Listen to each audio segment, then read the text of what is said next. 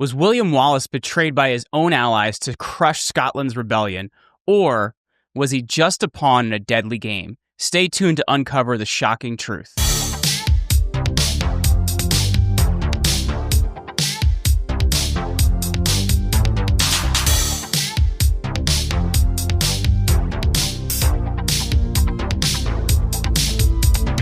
Welcome back to the Jeremy Ryan Slate Show. I'm your host, Jeremy Ryan Slate, the CEO and co-founder of Command Your Brand. We help our clients to get on the biggest podcast on the planet. You can check us out over at commandyourbrand.com. Also, you can grab my best-selling book, Command Your Brand, over at bestpodcastbook.com. Reminder, if you're brand new to this channel, to like this video, leave us a comment, or smash that subscribe button if you support liberty, freedom, and want to build a better future. Today, we're diving into the epic and tragic story of William Wallace, the Scottish rebel who defied England and became a legend. His fight for freedom inspired a nation, but his brutal downfall in 1305 raises questions. Was he a hero cut down by betrayal, or was there a darker plot at play? We're unpacking it all with names, dates, and the conspiratorial bend you love. Buckle up and let's get into it. Before we charge into battle, let's set the stage. William Wallace, immortalized by Braveheart, was a real warrior who led Scotland's resistance against England in the late 1200s. His guerrilla tactics and bold victories made him a symbol of defiance, but his capture and execution left mysteries that still spark debate. Was his downfall just bad luck, or did hidden forces, Scottish nobles, English spies, or even bigger players set him up? With clear historical context and a few conspiratorial twists, we're going to break down Wallace's rise and fall and ask what really ended his rebellion. So let's dive in. Let's start in 1296 when Scotland's in chaos. England's King Edward I, nicknamed Longshanks, is a powerhouse ruling London with an iron grip. He's just crushed a Scottish rebellion led by John Balliol, Scotland's king, who's forced to abdicate on July 10th, 1296. Edward seizes control, demanding taxes and loyalty from Scottish lords. The country's a mess. Nobles are divided, some swearing allegiance to Edward, others plotting resistance. Enter William Wallace, born around 1270 in Elderslie, near Paisley. He's not a noble, just a minor landowner's son. Tall, strong, and fiercely patriotic. Little's known about his early life, but in 1297, he's fed up with English rule. 1297, Wallace kills William Hesselrig, the English sheriff of Lanark, possibly to avenge his wife, Marion Braidfoot. Though that's debated. This sparks his rebellion. Wallace gathers a ragtag band of farmers and outlaws using guerrilla tactics, hit-and-run attacks on British garrisons. His big break comes in September 11th, 1297, at the Battle of Stirling Bridge. Wallace, with co-leader Andrew Moray, faces 10,000 English troops under John Warren, Earl of Surrey. The Scots, outnumbered 3-1, lure the English onto the narrow bridge over the River Forth, then slaughter them. 5,000 dead, per chronicler Walter Gainsborough. Moray dies from wounds, but Wallace is knighted and named Guardian of Scotland. Here's the conspiracy hook. Some ex-post claim Wallace was backed by secret allies, maybe French agents or rogue nobles, to destabilize Longshanks. Was he a lone hero or someone's weapon? Let's keep going. Wallace's victory at Stirling makes him a legend, but it paints a target on his back. Longshanks, furious, marches north with 25,000 men in 1298. On July 22nd, 1298, they clash at the Battle of Falkirk. Wallace has 6,000 Scots, mostly spearmen, against Edward's cavalry and longbowmen. The Scots form tight formations called schiltrons, but Edward's archers rain arrows, and his knights charge. It's a bloodbath. 2,000 Scots dead, per historian Andrew Fisher. Wallace escapes, but his army's shattered. After Falkirk, Wallace steps down as guardian, replaced by nobles like Robert the Bruce and John Cummin. He shifts to guerrilla raids, hitting English supply lines. In 1299, he sails to France, seeking help from King Philip IV. Philip's at war with Edward, so he hosts Wallace, but no troops come. By 1303, Wallace is back in Scotland, striking from the shadows. Edward, meanwhile, tightens his grip, bribing Scottish lords to stay loyal. In 1304, most nobles, including Cummin, submit to him at the Treaty of Stafford. And here's where it gets juicy. Some ex-posts say Scottish nobles, jealous of Wallace's fame, sold him out to Edward, feeding intel to his hideouts. Others claim Wallace was a French pawn, sent to stir chaos, but abandoned when peace talks began. Historian Fiona Watson says the noble's betrayal is likely Wallace's low birth made him an outsider.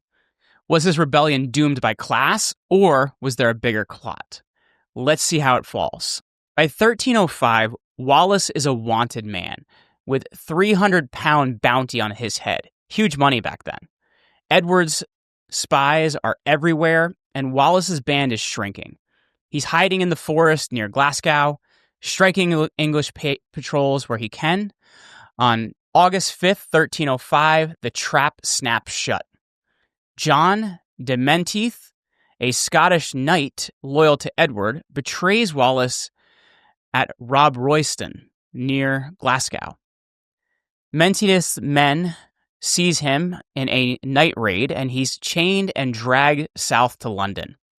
The trial is a sham. On August 23rd, 1305, at Westminster Hall, Wallace is charged with treason, murder, and robbery. He denies treason, famously saying he never swore loyalty to Edward. But it's no use. He's sentenced to a gruesome death, hanged, drawn, and quartered. That's the same day, though, dragged through London streets, hanged until dead, disemboweled, beheaded, and chopped into pieces.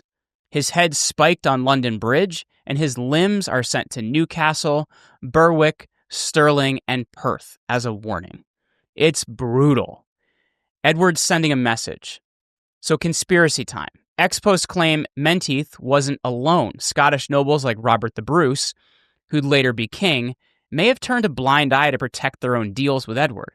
Some even say the church, led by Bishop Robert Wishart, once Wallace's ally, stayed silent to curry favor with Rome. Historian G.W.S. Barrow says noble rivalry was key, but whispers of English gold or foreign plots linger. Was Wallace's capture a simple betrayal or part of a grander scheme to crush Scotland's spirit? Let's take a look at his legacy. Wallace's death in 1305 doesn't end the fight. His execution galvanizes Scotland. In 1306, Robert the Bruce kills John Cummin and crowns himself king, leading a new rebellion. By 1314, Bruce smashes Edward II's army at Bannockburn, securing Scotland's independence with the Treaty of Edinburgh. Wallace becomes a martyr. His story, told by bards like Blind Hary, whose 1470s poem inspires Braveheart in 1995. In 2025, Wallace is Scotland's ultimate hero. His statue stands in Stirling, and the Wallace Monument, built in 1869, draws 100,000 visitors per year via Visit Scotland. But mysteries persist. No one knows where his body ended up. Some ex-posts claim it's hidden in a grave, maybe tied to Templar legends since the Knights Templar were active in Scotland then. Others say Wallace's rebellion was a distraction funded by France to weaken England during the 100 Years' War. And here's a wild stat. Scotland's independence movement, still active in 2025, with 45% support per YouGov polls, leans on Wallace's legacy. The 2014 referendum failed, but his name fuels the fire. Was his downfall just noble jealousy or a calculated move by England's allies to kill a symbol? And who's the modern Wallace, fighting a losing battle against a bigger power in 2025? Please don't say Volodymyr Zelensky. I really want that war to end. Why care about a rebel chopped up 700 years ago? Because Wallace's story is about standing up when the odds suck. Your dreams, your freedom, they're battles against bigger systems like taxes or corporate giants. Wallace fought for his people, but betrayal shows trust can be a trap. In 2025, with political divides and elite deals, his story hits hard. Well, what can you do? First, read up on William Wallace by Andrew Fisher. It's a very solid start. Second, pick your fights wisely. Wallace struck fast, but didn't plan for allies, so build your team, whether it's business or family. Third, watch for traitors. When power's at stake, loyalty is rare. Wallace's downfall reminds us, fight like a hero, but plan like a strategist. Who's selling out the rebels today? And that's a wrap, folks, from Stirling's bridge to London's spike. From rebel cries to betrayal's sting, we've uncovered William Wallace's epic downfall. Was he a hero or a pawn in a bigger game? You decide. Drop your thoughts in the comments, hit that like button, hit the notifications bell, and subscribe for more. As we deep dive into history and power, follow me on X. I am at Jeremy Ryan Slate. Please work with our sponsors in the description as they help to keep this show on the road. Got an idea for a future episode? Hit me up. I'm Jeremy at commandyourbrand.com.